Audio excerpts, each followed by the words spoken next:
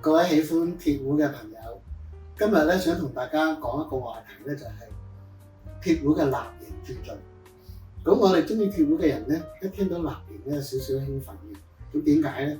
因為蠟刑做嘅壺咧，好多時即係令到我哋諗起嗰啲咧係古董嘅君明堂、龍文堂啊咁樣。哇！君明堂、龍文堂都好靚又好矜貴嘅。咁但係實質上咧，蠟刑咧我哋理解咧，其實係一個舊時嘅工藝，咁現在嗰啲鐵壺咧就生冇注重嘅，咁呢個問題咧我哋第二先講啦。咁舊時嘅蠟刑就係矜貴，咁但係咪所有蠟刑都矜貴咧？未必係喎。咁點解咧？因為其實咧，依家我哋去到百貨公司，我哋見到幾多作品咧係蠟刑做嘅，咁而且呢個產量好大嘅喎。咁批量嘅蠟刑係點樣做出嚟咧？咁呢度咧我向大家介紹下。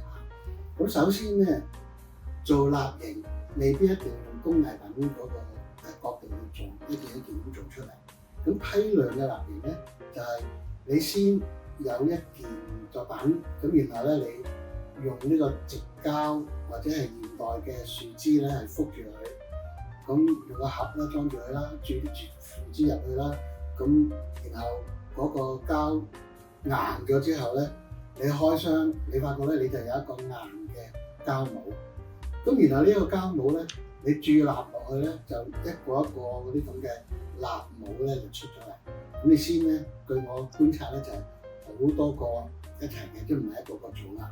咁做好多個，咁當你做到成台都係蠟帽嘅時候點啊？咁呢個時候就第二個程序咯，就係所謂負沙。負沙咧，你有個好大嘅盤，咁個盤咧就裝滿咗濕沙，咁你就等呢個蠟帽落去咧。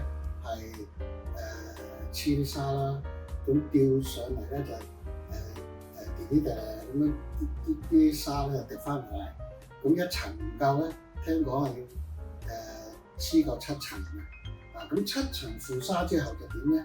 就送入去焗爐嗰度焗硬佢，呢個時候你個帽咧就好硬㗎啦，咁而且咧嗰個過程咧，因為加熱嗰個蠟咧就會流咗出嚟。咁啊流失啦，就叫濕蠟法啦。咁所謂濕蠟法咧就係咁嘅一回事。